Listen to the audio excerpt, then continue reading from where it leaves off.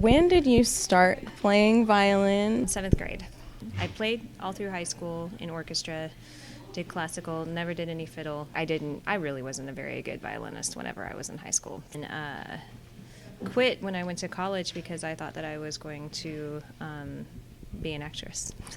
So I didn't touch my instrument for probably a good 5 years. And then as soon as I graduated, I realized that I was not going to Broadway. And then it occurred to me that I really liked the idea of doing live improvisational music, and so that's when I got the violin back out. I was very rusty, but I started playing fiddle at that point. Did you just pull out your violin and you fell in love with a band and started touring, or how did you become known?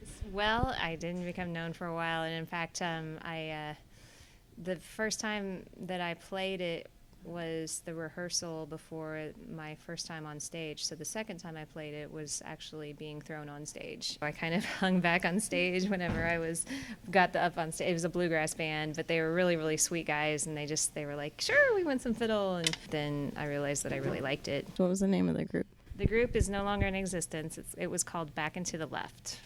Who do you tour with now? I'm doing this solo project, the Bragg Cunningham Band, formerly known as Man in the Ring, the Hypnex, Pat Kay, with the Ozark Mountain Daredevils, the Lace Wings. How long did it take you to regain your chops and become who you are now? Well, I know it's taken your whole life, right. But when did you feel like you were at a professional level? That took a while. I had to mess around for a good couple of years. Fortunately, that gig that I talked about, my first one, ended up being a weekly gig, and where I was just thrown to the lions.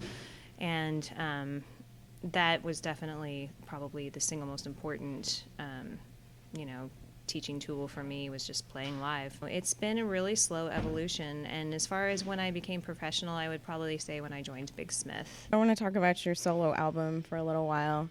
So it's called Nightbirds, and I really love the opening track, Hummingbirds. What took you so long to come out with a solo album? Really good question. Just being too busy with everybody else, I never really took the time to write my own songs. There was a time there I was just like, writing music's just not for me. I'd rather just practice, and play. And then I got this looper, and as soon as I got it, stuff just started flying.